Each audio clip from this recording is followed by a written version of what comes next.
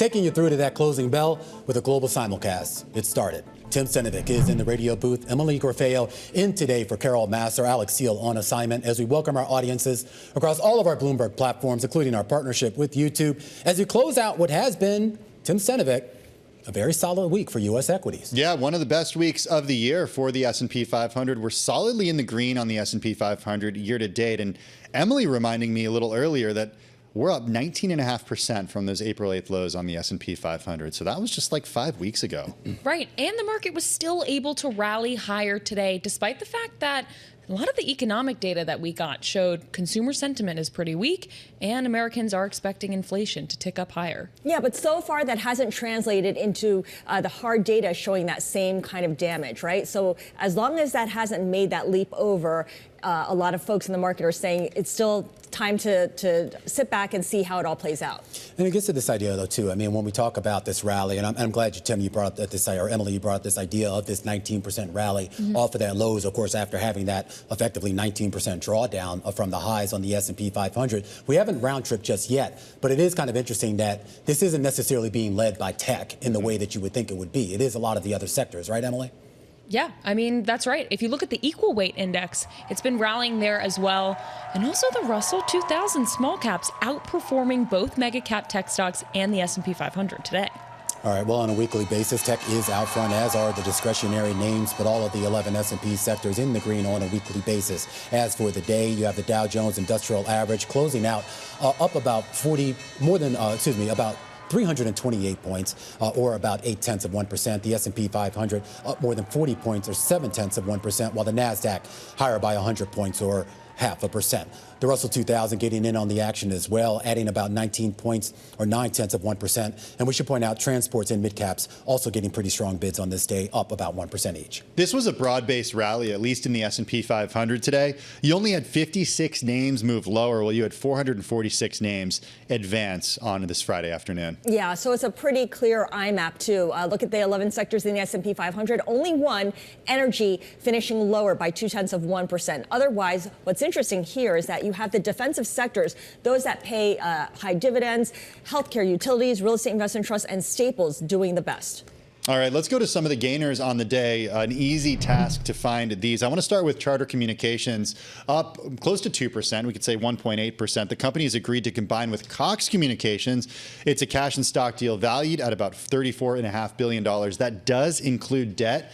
This combined company would be the top broadband operator in the U.S. It would increase Charter subscriber base by more than 20%. It would position them to better compete in this converging market where you have the wireless providers offering wireless service. You also have the wireless providers offering fixed broadband service as well. So it is a really competitive space. We just spoke to Craig Moffett over at MoffettNathanson. He reminded us the core product when it comes to TMT companies, it's no longer TV, it's no longer cable. This is all about broadband. Once again, shares of Charter today higher by 1.8%. CoreWeave finishing the day higher as well. 22% to the upside today. It more than doubled from its March IPO. This after NVIDIA reported its stake increased to about 7% of outstanding shares. This was as of March 31st. We learned this in a 13G filing on Thursday. NVIDIA was expected to have about a 5.2% stake in CoreWeave after its IPO. That was what the prospectus showed back at the end of March. And finally, look at what happened with Virgin Galactic today. Now, to be fair, the stock has been beat up over the last few years. Shares just soared today. It was up as much as 98% earlier in the session, closed higher by 43% to the upside, a record intraday gain. Analysts encouraged by the space company's first quarter results. They did say they plan to charge more for its space tourism flights when it resumes sales in the first quarter of 2026. They've got this new Delta spacecraft. It's going to hold 6 people, faster turnaround between missions. Then they'll clear this existing backlog of ticket holders in about a year. Also, they made about $460,000 for the first quarter. It was slightly above estimates. Negative free cash flow, though, expected to be between $105 million to $115 million in the second quarter, Emily. All right, let's look at some of the decliners for the day. Applied Materials, this is a chip equipment maker. They gave a lackluster forecast for the current period, highlighting the potential cost of the U.S. trade dispute with China. So the company said sales will be about $7.2 billion in the third quarter, plus or minus $500 million. That was roughly in line with Wall Street estimates, but some analysts had projected as much as $7.4 billion. So that stock closed down about 5% today. I'm also watching shares of Hershey, the chocolate maker, was down 2.3%. Additionally, Mondelez was also falling as cocoa prices, which of course is a core ingredient in chocolate candy, surged to a 3-month high today on renewed supply fears as shipments from top grower Ivory Coast slow, and also dry weather threatens next season's output. So go and buy your chocolate right now, Romaine. Those shares were down 2.3%. And speaking of food, Cava was also down about 2.3% closing today. The fast casual chain reported first quarter results and updated their outlook, but analysts said that while the report was positive relative to peers, the dining establishment needed stronger results to justify the premium valuation. That stock is up a ton since going public in 2023. All right, let's check in on yields here. Third straight week where we've seen yields rise, both on the 2-year and the 10-year. You see the numbers there. These are your daily moves. 3 basis points on the shorter end of the curve, not much on the longer end of the curve. But it should be pointed out, you go back to where we were in mid-April, towards the end of April, when yields were actually drifting lower. The big bump up ever since then, basically since the start of the month, certainly concerning. A flirt with 5%, of course, in the middle of the curve, in the longer end of the curve, and a flirt, of course, with 4% on the shorter end of the curve, 3.99 right now on your 2-year yield. Okay. You know, this is a program that airs worldwide. We've got viewers and listeners all over, but our focus for part of the program today has been what's happening in the New York metropolitan area, given the strike, the first one in 40 years that we've seen. When it comes to New Jersey Transit, we spoke to Bill Maloney earlier, who typically takes him about 90 minutes to get in on the train. He had to drive to Hoboken from his home, walk from wherever he was able to park in Hoboken to get on the PATH train because he wasn't able to get on New Jersey Transit today. It's not just disrupting, though, people who are trying to get to and from Manhattan from New Jersey for work. It's also going to disrupt Shakira fans who are attending the concert at MetLife Stadium tonight, and it happened even last night as well.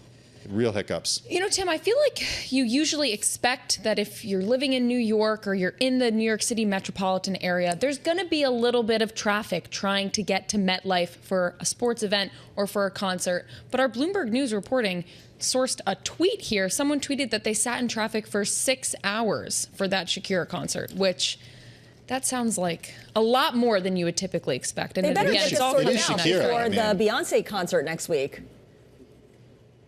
Beyonce starts her 5 concerts in the MetLife next week? Yeah, the Beyonce concerts, Shakira folks got stranded yesterday. I mean, I don't know if you're actually a basketball fan, but apparently the New York Knickerbockers, who have, of course, sucked wind for decades now, actually in contention. So how are all those fans who don't live in the city going to actually get here tonight? They're going to drive in? They're going to zoom in? They're going to drive in? Yeah, do a shared Uber.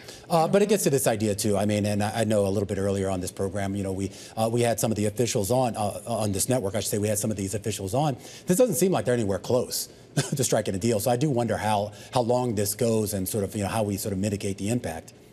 Well, a lot of people are getting ready to work from home, perhaps. But, what's interesting is that in the markets, working from home on Fridays may no longer be something you can do because trading on Fridays has become a lot busier. For portfolio managers, it's become the busiest day of the week because they need to prepare their portfolios for what could be market-moving news from President Trump over the weekend. They are de-risking their portfolios, in many cases buying treasuries and selling credit. Yeah, and more importantly, though, this is also about the price action as well. I mean, there was always sort of this churn, and this is specifically when we're talking about the fixed income space, was typically you can buy things relatively on the cheap on a Friday and then roll that over into next week. And now that's kind of been upended. So a lot of folks are basically working a lot longer and a lot harder and a lot later on Friday to sort of set themselves up and prepare themselves for maybe what happens over the weekend. May I make a humble suggestion to our investing audience? What's that? Perhaps maybe just buy another Bloomberg terminal for the vacation home. There you go. The place in the Hamptons. You have no vested interest here. Always I would selling. suggest maybe that would help with this challenge of just always having the information, at the ready. So you can enjoy a 3-day weekend perhaps, but also be able to act on that info. All right. It's just a humble suggestion, guys. I think our bosses love you, Tim. Oh, well. Yeah. That's the idea. And this is why. Hey, guys, that is going to do it. Have a great weekend, everyone. You too. I think the band is getting back together next week. I do want to thank all of you. It is going to do it for our cross-platform coverage of the market close on Bloomberg TV, Radio, YouTube, and Bloomberg Originals. We will be back on Monday, same time, same place.